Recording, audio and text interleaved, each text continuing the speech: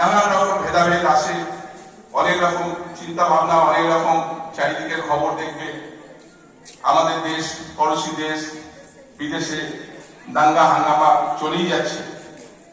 আজকের দিনে সাম্প্রদায়িক সম্প্রীতি একটা বড় ব্যাপার, সেই জায়গায় নিজেকে নিয়ে যেতে হবে। সাম্প্রদায়িক সম্প্রীতি বজায় রাখতে হবে। প্রতিটা ক্ষেত্রে নিজেকে সেকুলার হতে হবে, ধর্মনিরপেক্ষতা বজায় রাখতে হবে। যে হ্যাঁ ঠিক আছে, তুমি একটা ধর্ম থেকে বিলং করো, আরেকজন একটা ধর্ম থেকে বিলং করে, সবাই সবার ধর্ম মানে। সবাই, আমি যদি আমার ধর্মটা মানি তাহলে আমি অন্য ধর্মকে শ্রদ্ধা করতে পারবো। আমি যদি আমার ধর্মই না মানি, আমি যদি নাস্তিক হয়ে যাই, তাহলে আমি অন্য ধর্মকেও শ্রদ্ধা করতে পারবো না। সুতরাং এই সম্প্রীতিটা বজায় রাখতে হবে। মানুষ হিসাবে মানুষকে গড়ে বড় মানুষ হতে গেলে মনটা বড় করতে হবে, পরিষ্কার মনে থাকতে হবে।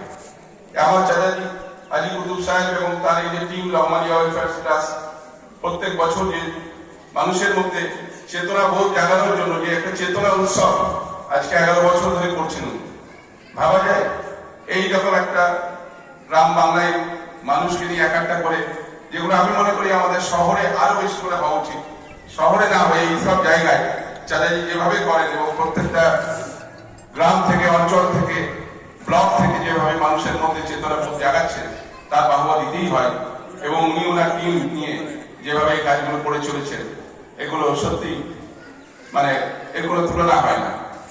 আপনারা জানেন, আমি বর্তমান ওয়েলফেয়ার সোসাইটি নিয়ে থাকি। আমরা স্রেফ একটা জিনিস নিয়ে করে থাকি, রক্তদান। কিন্তু আমরা আর কিছু করতে পারি না। আমি চাচাজিকে